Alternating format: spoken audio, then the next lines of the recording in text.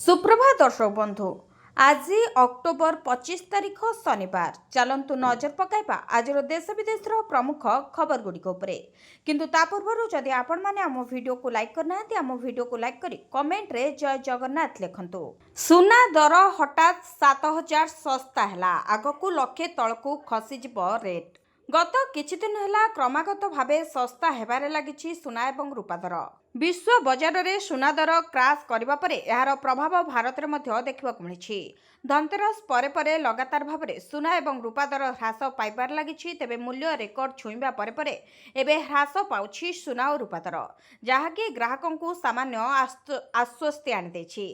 तेबे 22 क्यारेट सुनार दर 750 टंका कमिथिबा बेले 24 क्यारेट सुनार दर 10 ग्राम पिछा 810 टंका कमिछि। तेबे गत सप्ताह हेलानी दर कमिबार लागिछि। गत सप्ताहक मध्यरे सुना दर 10 ग्राम पिछा प्राय 7000 टंका सस्ता होइथिबा बेले रूपा मूल्य किलो प्रति प्राय 12000 टंका सस्ता होइथिबा देखिबाकू मिलिछि। तेबे काहेकि कमुछि सुना दर? अक्टोबर 17 तारिख रे सुना दर रेकर्ड छुइबा परे एबे द्रुत गति खसिबार लागिछि। सारा विश्व रे सुना दर रे बड़ ह्रास देखिबाकू मिलुछि, जहार प्रभाव भारत उपरे मध्य पड़िछि। तेबे विश्वर बड़ बड़ देश जेपरिक अमेरिका एवं चाइना मध्यरे वाणिज्यिक चुक्ति हेबा नै आशा रहिछि। एनै ट्रम्प इशारा करिथिबा बेले खूब शीघ्र चीन राष्ट्रपति जिनपिंग को भेटी पारंती बोली चर्चा होछि, जहार प्रभाव विश्व बजार उपरे पड़िछि। घर पिछा मिलिबो अतिरिक्त 5 केजी चाउल। 19 जिले उपकृत हेबे 2 कोटी 40 लक्ष हिताधिकारी। आउ 3 मास हिताधिकारी को मिलिबो अतिरिक्त 5 केजी चाउल, घोषणा कले खाद्य जोगाण और खाउटी कल्याण विभाग।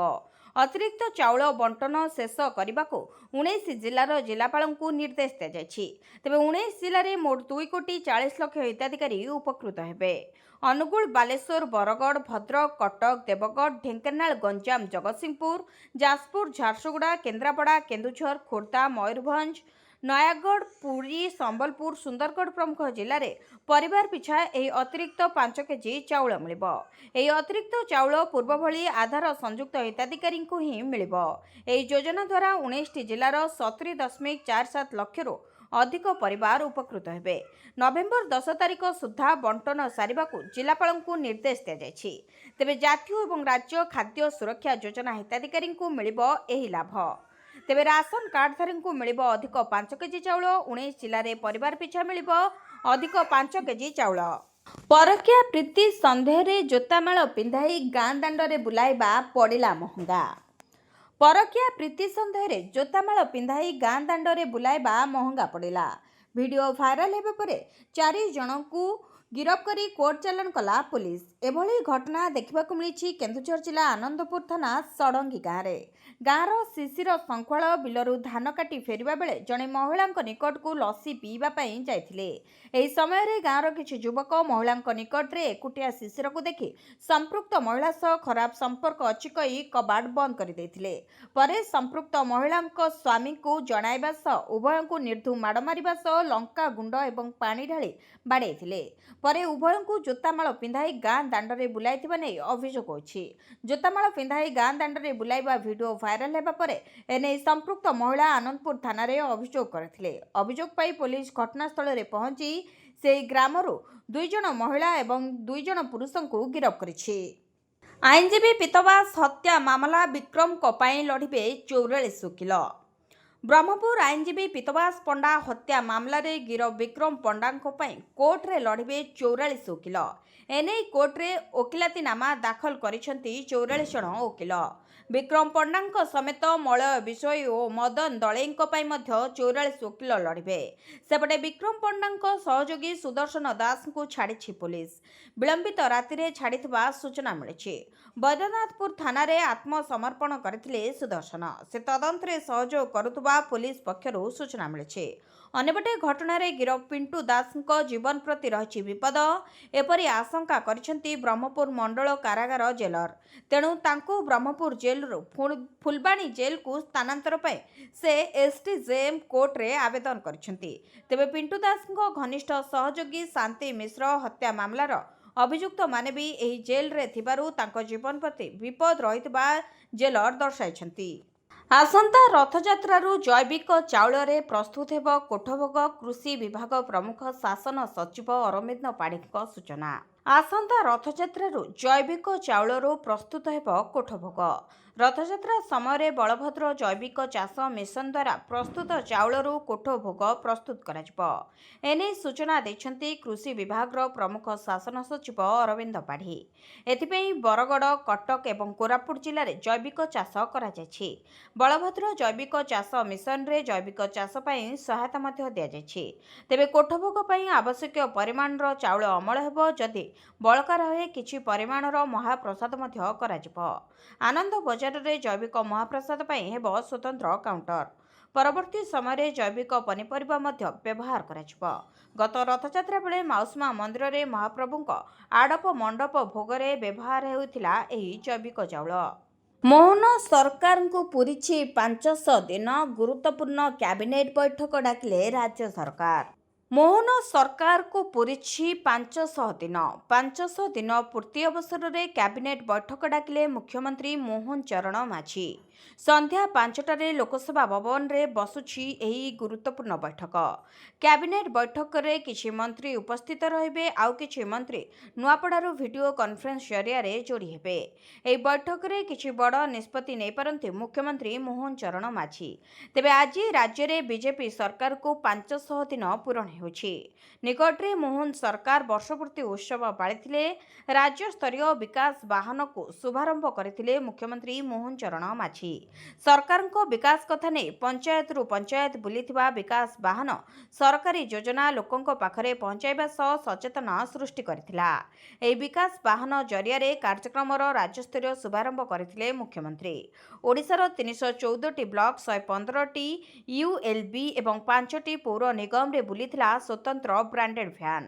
ତେବେ ବର୍ଷକ ଭିତରେ ରାଜ୍ୟ ସରକାରଙ୍କ ସଫଳତାକୁ ଲୋକଙ୍କ ପାଖରେ ପହଞ୍ଚାଇଥିଲେ।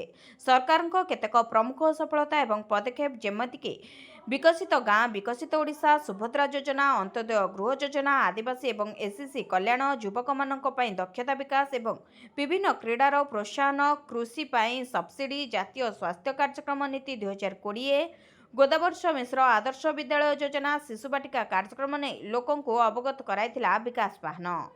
ଓଲା ଉବେର ଟେନସନ୍ ବଢ଼ିଲା, ସରକାର ଆଣିଲେ ଭାରତ ଟ୍ୟାକ୍ସି। ଅନେକ ସମୟରେ ଅନଲାଇନ୍ ଟ୍ୟାକ୍ସିକୁ ନେଇ ବିଭିନ୍ନ ପ୍ରକାର ଅଭିଯୋଗ ଆସିଥାଏ। ଖାସ୍ କରି ଓଲା ଉବେର ଭଳି କମ୍ପାନୀ ବିରୋଧରେ ସୋସିଆଲ ମିଡିଆରେ ଲୋକମାନେ ଅଭିଯୋଗ କରିଥାନ୍ତି। ହେଲେ ଏହି ସମସ୍ୟାର ସମାଧାନ ପାଇଁ ସରକାର ଆଣିଛନ୍ତି ଭାରତ ଟ୍ୟାକ୍ସି। କେନ୍ଦ୍ର ସରକାର ଭାରତ ଟ୍ୟାକ୍ସି ନାମରେ ଏକ ନୂଆ କ୍ୟାବ୍ ସର୍ଭିସ ସେବା ଆରମ୍ଭ କରିଛନ୍ତି, ଯାହାକି ଓଲା ଉବେର ଭଳି କମ୍ପାନୀକୁ ଚ୍ୟାଲେଞ୍ଜ ଦେବ। ଭାରତ ଟ୍ୟାକ୍ସିରେ ଗାଡ଼ି ମାଲିକ କିମ୍ବା ଡ୍ରାଇଭରଙ୍କୁ ଆଉ ଆପ୍କୁ କମିଶନ ଦେବାକୁ ପଡ଼ିବନି। ସମ୍ପୂର୍ଣ୍ଣ ରୋଜଗାର ଗାଡ଼ିର ମାଲିକଙ୍କ ପାଖକୁ ଯିବ। ଏହିଭଳି କ୍ଷେତ୍ରରେ ଓଲା ଉବେର ଭଳି କମ୍ପାନୀ ନିଜ ଗ୍ରାହକ ହରାଇବେ ବୋଲି ଚର୍ଚ୍ଚା ହେଉଛି। ତେବେ ଭାରତ ଟ୍ୟାକ୍ସି ହେଉଛି ଦେଶର ପ୍ରଥମ ନିଜସ୍ୱ ଟ୍ୟାକ୍ସି ସର୍ଭିସ। ମିଳିଥିବା ସୂଚନା ମୁତାବକ ଆସନ୍ତା ଡିସେମ୍ବର ମାସରୁ ଏହା ବଡ଼ ଆକାରରେ ଆରମ୍ଭ ହେବ।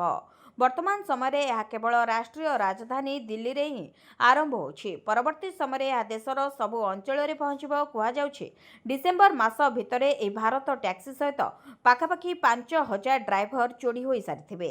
ଆଉ ଅଲଗା ଅଲଗା ସହରରେ ଏହାର ସେବା ଆରମ୍ଭ ହୋଇସାରିଥିବ। ତେବେ ଓଲା ଉବେର ଆପ୍ ଭଳି ଆପଣ ଭାରତ ଟ୍ୟାକ୍ସି ଆପ୍ ମଧ୍ୟ ବ୍ୟବହାର କରିପାରିବେ। ଏହି ଆପ୍ ପ୍ଲେ ଷ୍ଟୋରରେ ଉପଲବ୍ଧ ରହିବ। ଖାସ୍ କଥା ହେଉଛି ଡ୍ରାଇଭରଙ୍କୁ ଏଥିରେ ଆପ୍ ମାଲିକଙ୍କୁ କମିଶନ ଦେବାକୁ ପଡ଼ିବନି, ଯାହାଦ୍ୱାରା ଉଭୟ ଗ୍ରାହକ ଓ ଗାଡ଼ି ମାଲିକ ଲାଭବାନ ହେବେ। ଆଇଏମ୍ଡିର ବଡ଼ ସୂଚନା, 27 ସକାଳେ ବଙ୍ଗୋପସାଗରରେ ବାତ୍ୟା। ଆଜି ଅବପାତର ରୂପ ନେବ ଲଘୁଚାପ। 26 ବେଳକୁ ନେବ ଗଭୀର ଅବପାତର ରୂପ। 27 ସକାଳେ ବାତ୍ୟାର ରୂପ ନେଇପାରେ ଲଘୁଚାପ। ଏବେ ଧୀରେ ଧୀରେ ଉତ୍ତର ପଶ୍ଚିମ ଉତ୍ତର ଦିଗରେ ଗତି କରୁଛି ଏହି ଘୂର୍ଣ୍ଣିବଳୟ। ଘଣ୍ଟା ପ୍ରତି 3 କିଲୋମିଟର ବେଗରେ ଗତି କରୁଥିବା ଜଣାପଡ଼ିଛି। ତେବେ ବଙ୍ଗୋପସାଗରରେ ଏହା ବଳ ଗୋଟାଉଛି। ବାତ୍ୟା ପାଇଁ ରହିଛି ଅନୁକୂଳ ପାଗ। ସୂଚନା ଦେଲେ ଭାରତୀୟ ପାଣିପାଗ ବିଭାଗ। ତେବେ ବାତ୍ୟା କେଉଁଠି ମାଡ଼ ହେବ ସେ ନେଇ ଏବେ ଯାଏଁ କୌଣସି ସୂଚନା ମିଳେନାହିଁ। ବଙ୍ଗୋପସାଗରରେ ସୃଷ୍ଟି ହେଲା ଆଉ ଏକ ଲଘୁଚାପ। ରାଜ୍ୟରେ ଏବେ ଏକ ଲଘୁଚାପର ପ୍ରକୋପ କମିଥିବା ବେଳେ ବଙ୍ଗୋପସାଗରରେ ଆଉ ଏକ ଲଘୁଚାପ ସକ୍ରିୟ ହୋଇଛି। ଦକ୍ଷିଣ ପୂର୍ବ ବଙ୍ଗୋପସାଗର ଓ ସଂଲଗ୍ନ ଦକ୍ଷିଣ ଆଣ୍ଡାମାନ ସାଗର ଅଞ୍ଚଳ ଉପରେ ସକ୍ରିୟ ରହିଛି ଏହି ଲଘୁଚାପ। ଏହା ପଶ୍ଚିମ ଉତ୍ତର ପଶ୍ଚିମ ଦିଗରେ ଗତି କରି ଘନୀଭୂତ ହେବ। 24 ଘଣ୍ଟାରେ ଏହା ଆହୁରି ଘନୀଭୂତ ହୋଇ ଆଗକୁ ବଢ଼ିବା ସହ ପରବର୍ତ୍ତୀ 24 ଘଣ୍ଟା ମଧ୍ୟରେ ଏକ ସ୍ପଷ୍ଟ ଚିହ୍ନିତ ଲଘୁଚାପର ରୂପ ନେବ। ଲଘୁଚାପ ପ୍ରଭାବରେ ରାଜ୍ୟରେ ଆସନ୍ତା 27 ତାରିଖ ପର୍ଯ୍ୟନ୍ତ ବର୍ଷା ସମ୍ଭାବନା ରହିଛି। ବିଶେଷ କରି ଉପକୂଳ ଓ ଦକ୍ଷିଣରେ ଅଧିକ ବର୍ଷା ହେବ ବୋଲି ପାଣିପାଗ କେନ୍ଦ୍ର ପକ୍ଷରୁ ସୂଚନା ଦିଆଯାଇଛି। ଏହି ସମୟରେ ସମୁଦ୍ର ଅଶାନ୍ତ ରହିଥିବାରୁ ମତ୍ସ୍ୟଜୀବୀମାନଙ୍କୁ ସମୁଦ୍ର ଭିତରକୁ ଯିବାକୁ ବାରଣ କରାଯାଇଥିବା ଜଣାପଡ଼ିଛି। ଜଣାପଡ଼ିଲା ମହିଳା ୱାର୍ଡ ଦେଇ ଚମ୍ପଟ ମାରିଥିଲା ଝାଡ଼ଖଣ୍ଡ କଏଦୀ ଚୌଦ୍ୱାର ମାମଲାରେ ଚୁପ୍ ଜେଲ୍ ବିଭାଗ। ସୋର ସବ୍ଜେଲ୍ରୁ କଏଦୀ ଫେରାର ଘଟଣା। ସୋର ସବ୍ଜେଲ୍ ବୁଲିବା ପରେ ଜେଲ୍ ଡିଜିଙ୍କୁ ରିପୋର୍ଟ ପ୍ରଦାନ କରିବେ ଏଡିଜି ଅମିତାଭ ଠାକୁର। ରିପୋର୍ଟ କାର୍ଯ୍ୟାନୁଷ୍ଠାନ କେବେ ହେବ ସେ ନେଇ ମଧ୍ୟ ଚର୍ଚ୍ଚା ହେଉଛି। ତେବେ ସୋର ସବ୍ଜେଲ୍ରୁ ଝାଡ଼ଖଣ୍ଡ କଏଦୀ ଚମ୍ପଟ ଘଟଣାରେ କେମିତି କଏଦୀ ହୋଇଥିଲେ ଫେରାର ତାର ପୂରା ରିପୋର୍ଟ ଡିଜିଙ୍କୁ ହସ୍ତାନ୍ତର କରାଯିବ। ସବ୍ଜେଲ୍କୁ ଯାଇ ତଦନ୍ତ ସାରିଛନ୍ତି ଏଡିଜି ଅମିତାଭ ଠାକୁର। କଏଦୀ ଦୀପକ କୁମାର ରାୟ ରହୁଥିବା ୱାର୍ଡରୁ ବାହାରିବା ଓ ଫେରାର ହେବାର ସବୁ ଫୁଟେଜକୁ ତନ୍ନ ତନ୍ନ କରି ଯାଞ୍ଚ କରାଯାଇଥିଲା। ଫିମେଲ ୱାର୍ଡ ଭିତରେ ପଶି ଫେରାର ହୋଇଥିବାରୁ ତା ଭିତରର ଚିତ୍ର ନଥିବା ଜଣାପଡ଼ିଛି। ତେବେ ବରଗଛ ଧରି ଏହି ବିହାରୀ କଏଦୀ କେମିତି ଛୁ ମାରିଲା ସେ ନେଇ ରିପୋର୍ଟରେ ଉଲ୍ଲେଖ କରିଛନ୍ତି ଏଡିଜି। ଜେଲ୍ ଡିଜିଙ୍କୁ ଏନେଇ ଏକ ଲିଖିତ ତଦନ୍ତ ରିପୋର୍ଟ ଦେବେ ଅମିତାଭ। ସେପଟେ ନିୟମିତ ବ୍ୟବଧାନରେ ଜେଲ୍କୁ ଅଚାନକ ପରିଦର୍ଶନରେ ଯିବାକୁ ରାଜ୍ୟର ସମସ୍ତ ଜିଲ୍ଲାପାଳ ଓ ଏସ୍ପିମାନଙ୍କୁ ଦିଆଯାଇଛି ନିର୍ଦ୍ଦେଶ। ଜେଲ୍ ବିଭାଗ ଡିଜି ସୁଶାନ୍ତ ରଥ ଚିଠି ଲେଖି ଏହି ନିର୍ଦ୍ଦେଶ ଦେଇଛନ୍ତି। ଏହାଦ୍ୱାରା ଜେଲ୍ର କଏଦୀମାନେ ସୁସ୍ଥ ପରିବେଶରେ ରହିପାରିବେ। ଏଥିସହ ଜେଲ୍ ପରିଚାଳନାରେ ସ୍ୱଚ୍ଛତା ଏବଂ ଶୃଙ୍ଖଳା ବଜାୟ ରହିପାରିବ। ବାତ୍ୟାର ରୂପ ନେବ ଲଘୁଚାପ ମଡେଲ କହିଥିଲା ତାରିଖ। କେଉଁଦିନ ହେବ ଲ୍ୟାଣ୍ଡଫଲ୍? ୟୁରୋପିଆନ୍ ମଡେଲ ECMWF ଓ GFS ଆକଳନ ଅନୁଯାୟୀ ବଙ୍ଗୋପସାଗରରେ ଲଘୁଚାପ ଘନୀଭୂତ ହୋଇ ବାତ୍ୟା ରୂପ ନେଇପାରେ। ଓଡ଼ିଶାରେ ବର୍ଷାର ସମ୍ଭାବନା ମଧ୍ୟ ରହିଛି। ତେବେ ଆସନ୍ତାକାଲି ସୃଷ୍ଟି ହେବାକୁ ଥିବା ଲଘୁଚାପ ନେଇ ୟୁରୋପିଆନ୍ ମଡେଲର ପୂର୍ବ ଅନୁମାନ। ମଡେଲ କହିଲା ବାତ୍ୟାର ରୂପ ନେବ ଏହି ଲଘୁଚାପ। ପଶ୍ଚିମା ଝଡ଼ର ପ୍ରଭାବ ଯୋଗୁଁ ସ୍ପଷ୍ଟ ହେଉନି କୁଆଡ଼େ ମୁହାଁଇବ ବାତ୍ୟା। ତେବେ 28 କିମ୍ବା 29 ତାରିଖରେ ହୋଇପାରେ ଲ୍ୟାଣ୍ଡଫଲ୍। ଦାନା ବାନ୍ଧୁଛି ଆଉ ଏକ ଲଘୁଚାପ। ଦକ୍ଷିଣ ପୂର୍ବ ବଙ୍ଗୋପସାଗର ସଂଲଗ୍ନ ପୂର୍ବ କେନ୍ଦ୍ରୀୟ ବଙ୍ଗୋପସାଗରରେ ସୃଷ୍ଟି ହେବ ଲଘୁଚାପ। ଦକ୍ଷିଣ ବଙ୍ଗୋପସାଗର ସଂଲଗ୍ନ ଦକ୍ଷିଣ ଆଣ୍ଡାମାନ ସାଗରରେ ସକ୍ରିୟ ରହିଛି ଘୂର୍ଣ୍ଣିବଳୟ। ଏହାର ପ୍ରଭାବରେ ଆସନ୍ତାକାଲି ଦକ୍ଷିଣ ପୂର୍ବ ସଂଲଗ୍ନ ପୂର୍ବ କେନ୍ଦ୍ରୀୟ ବଙ୍ଗୋପସାଗରରେ ଲଘୁଚାପ ସୃଷ୍ଟି ହେବାର ସମ୍ଭାବନା ରହିଛି। ସେହିପରି ଲଘୁଚାପ ସୃଷ୍ଟି ହେବା ପରେ ଏହା ପଶ୍ଚିମ ଉତ୍ତର ପଶ୍ଚିମ ଦିଗରେ ଗତି କରି ପରବର୍ତ୍ତୀ 24 ଘଣ୍ଟା ଭିତରେ ଆହୁରି ଘନୀଭୂତ ହେବ। ପାଣିପାଗ ବିଶେଷଜ୍ଞଙ୍କ ଆକଳନ ଅନୁଯାୟୀ ଲଘୁଚାପ ଘନୀଭୂତ ହେବା ପାଇଁ ଏବେ ବଙ୍ଗୋପସାଗରରେ ପାଣିପାଗ ଅନୁକୂଳ ରହିଛି। ଦୁଇ ଆନ୍ତର୍ଜାତୀୟ ପାଣିପାଗ ମଡେଲ ECMWF ଏବଂ GFS ଆକଳନ କରିଛି ଯେ 24 ତାରିଖରେ ଯେଉଁ ଲଘୁଚାପ ସୃଷ୍ଟି ହୋଇଛି ତାହା ଧୀରେ ଧୀରେ ଘନୀଭୂତ ହେଉଛି, ଯାହା ଆସନ୍ତା 26 ତାରିଖରେ ପଶ୍ଚିମ କେନ୍ଦ୍ରୀୟ ବଙ୍ଗୋପସାଗରରେ ଲଘୁଚାପ ଘନୀଭୂତ ହେବା ପରେ ଅବପାତରେ ପରିଣତ ହେବ। ତେବେ ଅବପାତ ଆହୁରି ଘନୀଭୂତ ହୋଇ ଗଭୀର ଅବପାତର ରୂପ ନେଇପାରେ ବୋଲି ୟୁରୋପିଆନ୍ ମଡେଲ ଆକଳନ କରିଛି। ଏହି ମଡେଲର ଆକଳନ ଅନୁଯାୟୀ ଗଭୀର ଅବପାତ ବାତ୍ୟାର ରୂପ ନେଇପାରେ, ଯାହା ଆସନ୍ତା 28 କିମ୍ବା 29 ତାରିଖରେ ଲ୍ୟାଣ୍ଡଫଲ୍ କରିବାର ସମ୍ଭାବନା ରହିଛି। କିନ୍ତୁ ପଶ୍ଚିମା ଝଡ଼ର ପ୍ରଭାବରେ ବାତ୍ୟାର ଦିଗ ବଦଳିପାରେ ବୋଲି ECMWF ମଡେଲ କହୁଛି। ଜମୁଛି ନୂଆପଡ଼ା ଉପନିର୍ବାଚନ ପ୍ରଚାର ମଇଦାନକୁ ଓହ୍ଲାଇବେ ମୁଖ୍ୟମନ୍ତ୍ରୀ। ଜମୁଛି ନୂଆପଡ଼ା ଉପନିର୍ବାଚନ ପ୍ରଚାର। ପ୍ରାର୍ଥୀପତ୍ର ପ୍ରତ୍ୟାହାରର ଶେଷ ଦିନ ରହିଥିଲା। ସରିଛି ଯାଞ୍ଚ ପ୍ରକ୍ରିୟା। 14 ପ୍ରାର୍ଥୀଙ୍କ ମଧ୍ୟରୁ କିଏ ପ୍ରତ୍ୟାହାର କରିବେ ଏବଂ କିଏ ଲଢ଼ିବେ ତାକୁ ନେଇ ଚାଲିଛି ଅଙ୍କ କଷା। 3 ରାଜନୈତିକ ଦଳ କିନ୍ତୁ ପ୍ରଚାରରେ ବ୍ୟସ୍ତ ଅଛନ୍ତି। ସେପଟେ 2-3 ଦିନ ଭିତରେ ଯିବେ ମୁଖ୍ୟମନ୍ତ୍ରୀ। ଖୁବ୍ ଶୀଘ୍ର ପ୍ରଚାର ମଇଦାନକୁ ଓହ୍ଲାଇବେ ମୁଖ୍ୟମନ୍ତ୍ରୀ ମୋହନ ମାଝୀ। ନୂଆପଡ଼ା ଉପନିର୍ବାଚନ ପାଇଁ ପ୍ରାର୍ଥୀପତ୍ର ପ୍ରତ୍ୟାହାରର ଗତକାଲି ଶେଷ ଦିନ ଥିଲା। ସେପଟେ ନୂଆପଡ଼ା ବିଧାନସଭା ଉପନିର୍ବାଚନ ପାଇଁ ଉପଜିଲ୍ଲାପାଳ ତଥା ରିଟର୍ଣ୍ଣିଂ ଅଫିସରଙ୍କ କାର୍ଯ୍ୟାଳୟରେ ପ୍ରାର୍ଥୀପତ୍ର ଯାଞ୍ଚ ପ୍ରକ୍ରିୟା ଶେଷ ହୋଇସାରିଛି। ମୋଟ 19 ଜଣ ପ୍ରାର୍ଥୀ ନାମାଙ୍କନ ଦାଖଲ କରିସାରିଛନ୍ତି। ସେମାନଙ୍କ ମଧ୍ୟରୁ 5 ଜଣଙ୍କ ନାମାଙ୍କନ ପତ୍ର ନାକଚ ହୋଇଛି। ବହୁଜନ ସମାଜ ପାର୍ଟିର ରାଜାରାମ ସାହୁ, ରାଷ୍ଟ୍ରୀୟ ପରିବର୍ତ୍ତନ ଦଳର ସୀତାରାମ ବେହେରାଙ୍କ ସହ 3 ଜଣ ସ୍ୱାଧୀନ ପ୍ରାର୍ଥୀ ପୁରୁଷୋତ୍ତମ ବେହେରା, କମଳ ଛତ୍ରିଆ ଏବଂ ଭୁଜବଳ ଆଡ଼ବଙ୍ଗାଙ୍କ ପ୍ରାର୍ଥୀତ୍ୱ ନାକଚ ହୋଇଛି। ତେବେ ବିଜେପି ପ୍ରାର୍ଥୀ ଜୟ ଢୋଲକିଆ, ବିଜେଡିର ସ୍ନେହାଙ୍ଗିନୀ ଛୁରିଆ ଏବଂ କଂଗ୍ରେସର ଘାସିରାମ ମାଝୀ, ସମାଜବାଦୀ ପାର୍ଟିର ରମାକାନ୍ତ ହାତୀ, ବହୁଜନ ମୁକ୍ତି ପାର୍ଟିର ହେମନ୍ତ ତାଣ୍ଡି, ଓଡ଼ିଶା ଜନତା ଦଳର ସୁକଧର ଦଣ୍ଡସେନାଙ୍କ ସହ 8 ଜଣ ସ୍ୱାଧୀନ ପ୍ରାର୍ଥୀଙ୍କ ନାମାଙ୍କନ କାଏମ ରହିଛି। ସେପଟେ ନୂଆପଡ଼ାରେ ଜମିଛି ପ୍ରଚାର। 3 ଦଳ ମତଦାତାଙ୍କୁ ନିଜ ନିଜ ସପକ୍ଷରେ କରିବା ପାଇଁ ଦିନରାତି ଏକ କରି କରୁଛନ୍ତି ପ୍ରଚାର ପ୍ରସାର। ତେବେ କିଏ ବାଜିମାତ କରୁଛି ତାହା ଉପରେ ରହିଛି ସମସ୍ତଙ୍କ ନଜର। ରେଲୱେରେ ଆସିଲା ଚାକିରି ସୁଯୋଗ। ଯୁକ୍ତ 2 ଯୁକ୍ତ 3 ପଢ଼ିଥିଲେ ପାଇବେ ଚାକିରି। ଭାରତୀୟ ରେଲୱେରେ ଚାକିରି କରିବାର ସୁଯୋଗ ଆସିଛି। ବାହାରିଛି 8,000ରୁ ଅଧିକ ପଦବୀ ପାଇଁ ନିଯୁକ୍ତି। ଯଦି ଆପଣ ଯୁକ୍ତ 2 ଯୁକ୍ତ 3 ପାସ୍ କରିଛନ୍ତି ତେବେ ଏହି ପଦବୀ ପାଇଁ ଆବେଦନ କରିପାରିବେ। ଆର୍ଆର୍ବି ଏନ୍ଟିପିସି ନିଯୁକ୍ତି 2025 ବିଜ୍ଞପ୍ତି ପ୍ରକାଶ କରିଛି। ରେଳବାଇ ନିଯୁକ୍ତି ବୋର୍ଡ 8,850 ଷ୍ଟେସନ ମାଷ୍ଟର, କ୍ଲର୍କ ଏବଂ ଅନ୍ୟାନ୍ୟ ପଦବୀ ପ୍ରକାଶ କରିଛି। ତେବେ ଅକ୍ଟୋବର 21 ତାରିଖରୁ ଏନେଇ ଆବେଦନ ଆରମ୍ଭ ହୋଇସାରିଛି। ଯୋଗ୍ୟ ପ୍ରାର୍ଥୀମାନେ ନଭେମ୍ବର 27 ତାରିଖ ପର୍ଯ୍ୟନ୍ତ www.rrvapply.gov.in କୁ ଯାଇ ଅନଲାଇନରେ ଆବେଦନ କରିପାରିବେ। ତେବେ ରେଳବାଇ ନିଯୁକ୍ତି ବୋର୍ଡ ଷ୍ଟେସନ ମାଷ୍ଟର, କ୍ଲର୍କ ଏବଂ ଅନ୍ୟାନ୍ୟ ପଦବୀରେ ନିଯୁକ୍ତି ପାଇଁ ବିଜ୍ଞପ୍ତି ପ୍ରକାଶ କରିଛି। ଆଗ୍ରହୀ ଏବଂ ଯୋଗ୍ୟ ପ୍ରାର୍ଥୀମାନେ ସରକାରୀ ୱେବସାଇଟ ମାଧ୍ୟମରେ ଅନଲାଇନରେ ଆବେଦନ କରିପାରିବେ। ଏହି ୱେବସାଇଟରେ ଆପଣ ନିଯୁକ୍ତିର ସମ୍ପୂର୍ଣ୍ଣ ବିବରଣୀ ପାଇପାରିବେ, ଯେଉଁଥିରେ ଯୋଗ୍ୟତା, ମାନଦଣ୍ଡ, ବୟସ ସୀମା, ଦରମା, ଚୟନ ପ୍ରକ୍ରିୟା, କେମିତି ଆବେଦନ କରିବେ ଏବଂ ସରକାରୀ ବିଜ୍ଞପ୍ତି ଓ ଅନଲାଇନ ଆବେଦନ ଫର୍ମର ସିଧାସଳଖ ଲିଙ୍କ ପାଇପାରିବେ। 2026 ମେ ସୁଦ୍ଧା ସରିବ କଳା ମଣ୍ଡପର ନିର୍ମାଣ କାର୍ଯ୍ୟ, କହିଲେ ମୁଖ୍ୟମନ୍ତ୍ରୀ। ମୁଖ୍ୟମନ୍ତ୍ରୀ ମୋହନ ଚରଣ ମାଝୀ ଲୋକସେବା ଭବନରେ ଭୁବନେଶ୍ୱରରେ ନିର୍ମାଣାଧୀନ ପ୍ରେକ୍ଷାଳୟ କଳାମଣ୍ଡପ ପ୍ରକଳ୍ପ କାର୍ଯ୍ୟର ସମୀକ୍ଷା କରିଛନ୍ତି। ଏଥିସହିତ କେନ୍ଦୁଝର ଜିଲ୍ଲାରେ କ୍ରୀଡ଼ା ଭିତ୍ତିଭୂମିର ବିକାଶ ସମ୍ପର୍କରେ ଆଲୋଚନା କରିଛନ୍ତି। ଭୁବନେଶ୍ୱର ସୈନିକ ସ୍କୁଲ ନିକଟରେ 9.85 ଏକର ଜମି ଉପରେ 173 କୋଟି ଟଙ୍କା ବ୍ୟୟବରାଦରେ ଓଡ଼ିଶାର ସର୍ବବୃହତ୍ ଏହି ପ୍ରେକ୍ଷାଳୟ ଇଡ୍କୋ ପକ୍ଷରୁ ନିର୍ମାଣ କରାଯାଉଛି। 2000 ଆସନ ବିଶିଷ୍ଟ ପ୍ରେକ୍ଷାଳୟ ସହିତ 500 ସିଟ୍ ବିଶିଷ୍ଟ ଏକ ଓପନ୍ ଏୟାର ଥିଏଟର ମଧ୍ୟ ଏହି ପରିସର ମଧ୍ୟରେ ରହିବ।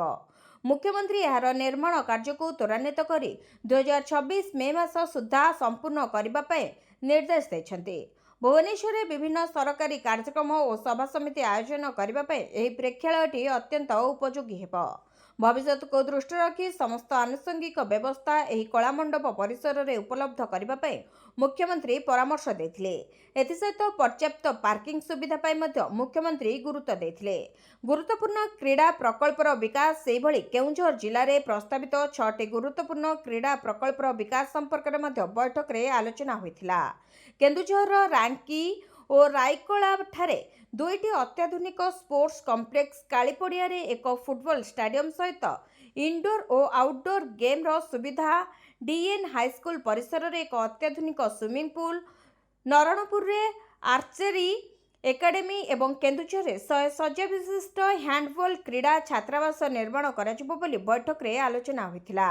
ଏହି ବୈଠକରେ ଓଡ଼ିଆ ଭାଷା, ସାହିତ୍ୟ, ସଂସ୍କୃତି ଓ କ୍ରୀଡ଼ା ମନ୍ତ୍ରୀ ସୂର୍ଯ୍ୟବଂଶୀ ସୁରସ, ମୁଖ୍ୟମନ୍ତ୍ରୀଙ୍କ ପ୍ରମୁଖ ଶାସନ ସଚିବ ଶାଶ୍ୱତ ମିଶ୍ର, ଅର୍ଥ ବିଭାଗର ପ୍ରମୁଖ ଶାସନ ସଚିବ ସଞ୍ଜୀବ ମିଶ୍ର, କ୍ରୀଡ଼ା ବିଭାଗର କମିଶନର ତଥା ଶାସନ ସଚିବ ସଚିନ ରାମଚନ୍ଦ୍ର ଯାଦବ ଇତ୍ୟାଦି ଉପସ୍ଥିତ ଥିଲେ।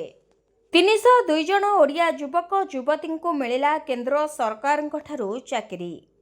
ପ୍ରଧାନମନ୍ତ୍ରୀ ନରେନ୍ଦ୍ର ମୋଦି ଦେଶବ୍ୟାପୀ ଆୟୋଜିତ ରୋଜଗାର ମେଳା କାର୍ଯ୍ୟକ୍ରମକୁ ଆଭାସୀ ମାଧ୍ୟମରେ ସମ୍ବୋଧିତ କରିବା ସହିତ 51,000ରୁ ଅଧିକ ଯୁବକ ଯୁବତୀଙ୍କୁ ସରକାରୀ ଚାକିରିର ନିଯୁକ୍ତି ପତ୍ର ବାଣ୍ଟିଛନ୍ତି।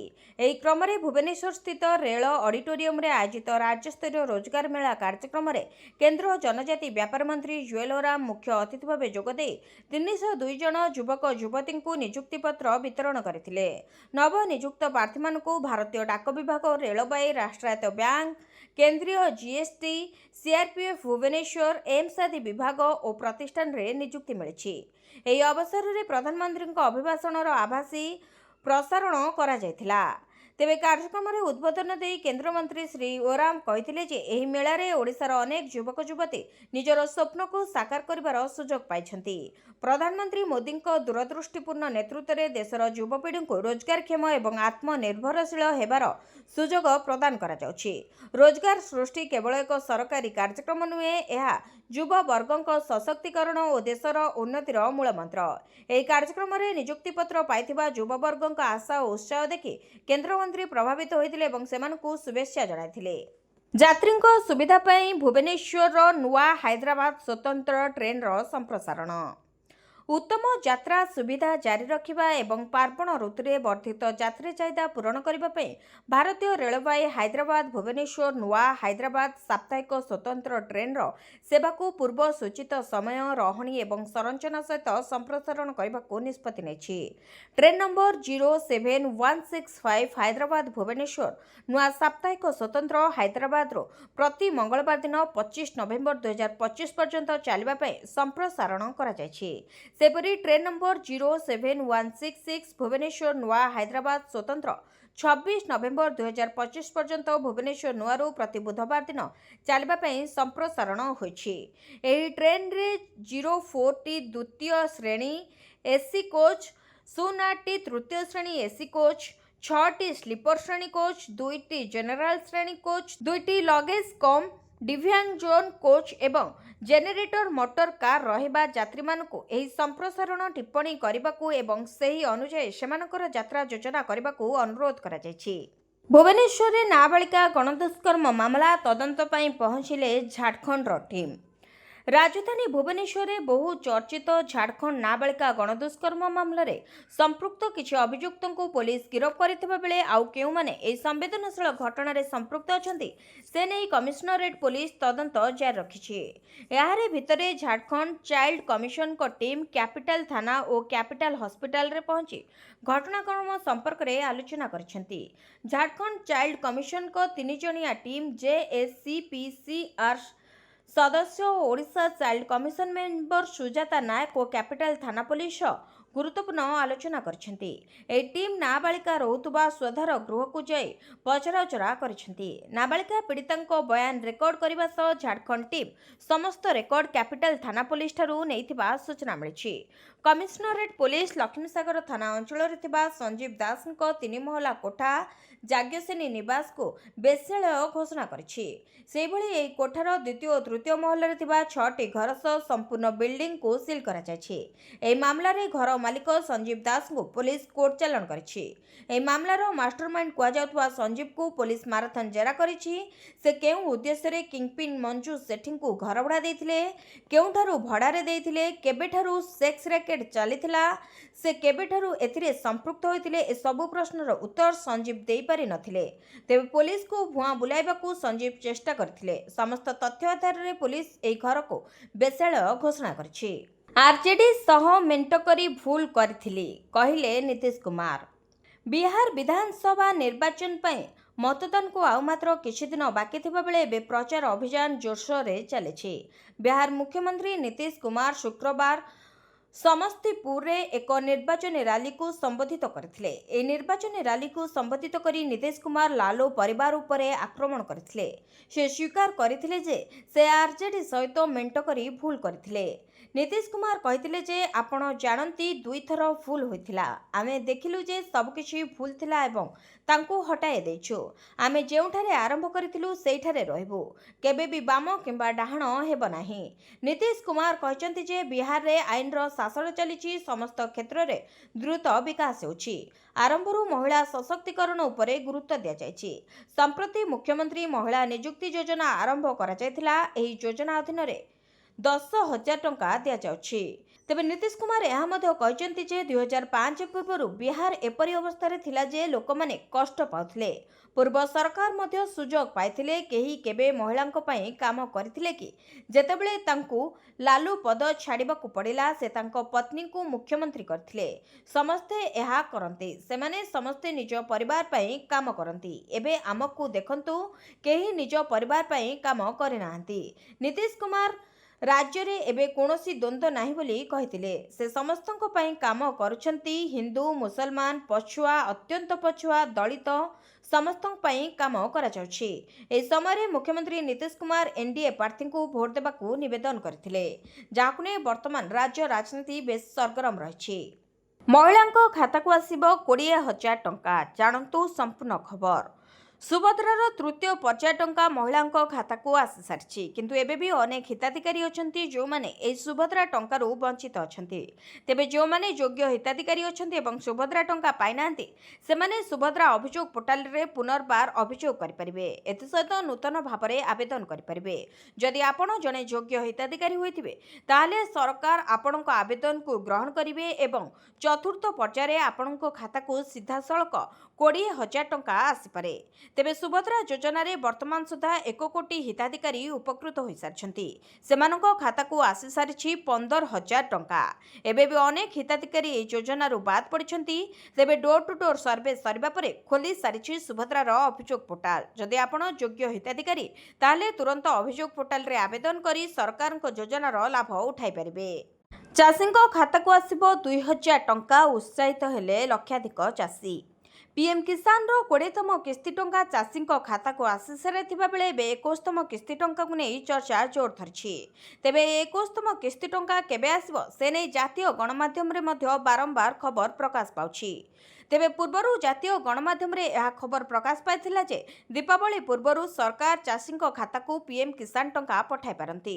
କିନ୍ତୁ ବର୍ତ୍ତମାନ ଏହି ଚର୍ଚ୍ଚା ଉପରେ ପୂର୍ଣ୍ଣଚ୍ଛେଦ ପଡ଼ିଛି, କାରଣ ପିଏମ୍ କିଷାନ ଟଙ୍କା ଚାଷୀଙ୍କ ଖାତାକୁ ଆସିନାହିଁ। ଏବେ ପୁଣି ଥରେ ଚର୍ଚ୍ଚା ହେଉଛି ଯେ ଛଟ୍ ପୂଜା ପୂର୍ବରୁ ଚାଷୀଙ୍କ ଖାତାକୁ ସରକାର ଟଙ୍କା ପଠାଇ ପାରନ୍ତି, ଅର୍ଥାତ୍ ଅକ୍ଟୋବର ଲାଷ୍ଟ କିମ୍ବା ନଭେମ୍ବର ଫାଷ୍ଟକୁ ଚାଷୀଙ୍କ ଖାତାକୁ ଆସିପାରେ ଏହି ଟଙ୍କା।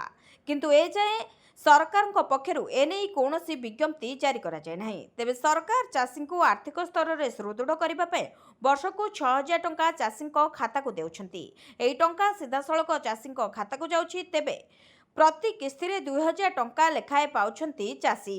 ଭିଡ଼ିଓଟିକୁ ଶେଷ ଯାଏ ଦେଖିଥିବାରୁ ଆପଣଙ୍କୁ ଧନ୍ୟବାଦ। ଯଦି ଆପଣମାନେ ଏପର୍ଯ୍ୟନ୍ତ ଆମ ଭିଡ଼ିଓକୁ ଲାଇକ୍ କରିନାହାନ୍ତି, ଆମ ଭିଡ଼ିଓକୁ ଲାଇକ୍ କରି କମେଣ୍ଟରେ ଜୟ ଜଗନ୍ନାଥ ଲେଖନ୍ତୁ। ଏଥିସହିତ ଆମ ଚ୍ୟାନେଲକୁ ସବସ୍କ୍ରାଇବ୍ କରି ପାଖରେ ଥିବା ବେଲ୍ ଆଇକନ୍କୁ ପ୍ରେସ୍ କରନ୍ତୁ।